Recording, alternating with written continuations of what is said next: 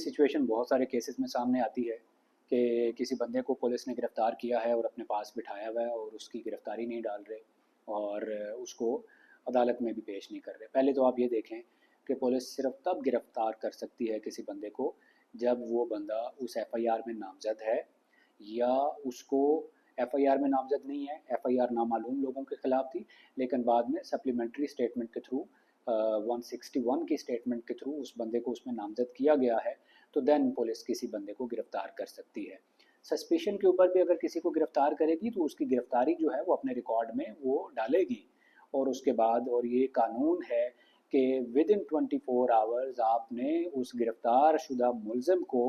Concerned जो इलाका magistrate है उसके सामने पेश करना है। अगर आप उसको पेश नहीं करेंगे तो आप ज़ाहिर है वो गलत कर रहे होंगे और उस पुलिस ऑफिशियल के ख़िलाफ़ कानूनी कार्रवाई हो सकती है। बहुत सारे केसेस में ऐसा होता है कि किसी बंदे के ख़िलाफ़ ना तो एफ़आईआर है, ना उसको किसी सप्लीमेंट्री स्टेटमेंट में उसका नाम डाला गया है, लेकिन पुलिस ने उसको गिरफ़्तार किया हुआ है और हवालात में बिठाया हुआ है। 1 दिन हो गया, 2 दिन हो गए, 3 दिन, कई हफ़्ता हो गया,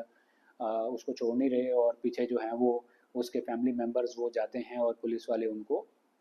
वो दबका मार के तो उनको वापस वो भिजवा देते हैं। अब वो फैमिली मेम्बर्स जो है वो डर के घर बैठे हुए हैं, वो किसी वकील से रब्ता करते हैं, वकील कहता है जी इनके ख़िलाफ़ हेबियस की पिटिशन फ़ाइल करें,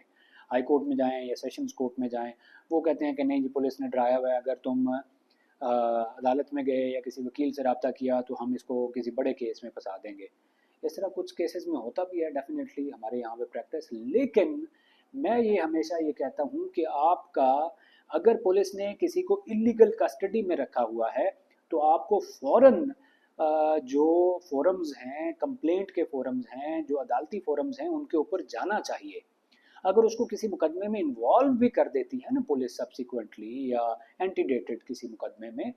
तो तब भी ये वहाँ पर जाना आपको फ़ायदा देगा। अब होता ये है, आप देखें हम प्रैक्टिस में बहुत सारे केसेस में हम सिर्फ इस बुनियाद पर रिलीफ ले लेते हैं कि जनाब ये एफ़आईआर 25 तारीख को दर्ज हुई है और हमारे मुलजिम को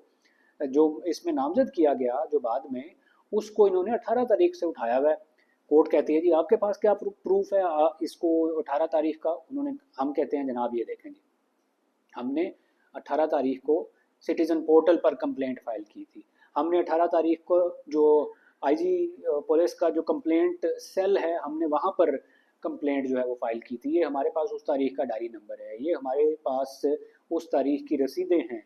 आप ये देखें जी, हमने 18 तारीख की हेबियस कॉर्पस की पिटिशन फाइल की हुई है सेशंस कोर्ट में, ये देखें जी हमने हाई कोर्ट को अप्रोच किया हुआ है 491 में, तो ये हमारे पास पिटिशन की अटेस्टेड कॉपी है, तो ये 18 तारीख को गिरफ़्तार किया हुआ है। तो इसमें एक रिसेंट एक केस था, उसमें उस खातून को उन्होंने 20 20 किलो चर्स डाली हुई है उस खातून के ऊपर, तो वो हाई कोर्ट ने वो एफआईआर क्वैश की है, उसकी सिर्फ बेल वगैरह नहीं ली। मैं थोड़ा सा कंफ्यूज उसमें, वो उसमें उन्होंने बेल दी है या क्वैश किया है, उसमें सिर्फ इस ग्राउंड पर ये केस डिस्कस करने का मकसद ये है